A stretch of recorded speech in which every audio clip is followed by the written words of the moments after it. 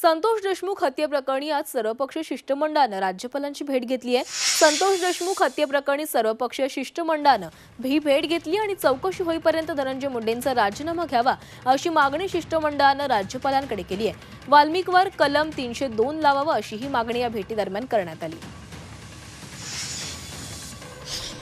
7 जे फरार आहेत त्यातला एक अजूनही अटक झाला नाही, त्याला अटक करणं गरजेचं आहे। नंबर 2, जे अधिकारी नेमलेले हेच अधिकारी बीडला धनंजय मुंडेंनी आणलेले आहेत आणि म्हणून SITला चांगले अधिकारी, डायरेक्ट IPS अधिकारी कुमावत सारखे असतील, शाजी उमाप सारखे असतील, अशा लोकांना तिथं तुम्ही नेमावं, आम्ही त्यांना विनंती केली। वाल्मिक कराड जो ह्या 7 जणांचा बॉस आहे त्याला सुद्धा स्वतः मुख्यमंत्र्यांनी कोट केलंय, पण त्याला जे कलम लावलेले हे कलम त्या कलमाच्या माध्यमातून लगेच बाहेर येणार, म्हणून त्याला सुद्धा 302 हे कलम लागावं यासाठी आमची विनंती होती।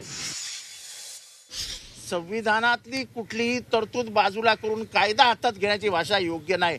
आम्ही कॉन्स्टिट्यूशनली संविधानात्मक पद्धतीने धनंजय मुंडेंचा राजीनामा मागतोय आणि 302 मध्ये वाल्मिक कराडला आरोपी करावा ही स्पष्ट मागणी आमची पहिल्या दिवसापासून, आमची आजची मागणी नाहीये। याच्यातले चौकशी अधिकारी बदलले पाहिजे। चौकशी अधिकारी हे आरोपीशी संबंधितच आहे, त्यांचे इंटरेस्ट तिथं आहेत, त्यांची तिथं बदली झाली पाहिजे। तिथं एक IPS दर्जाचा अधिकारी जो राज्यस्तरावर सक्षम यंत्रणा राबवणारा आहे याची नेमणूक झाली पाहिजे।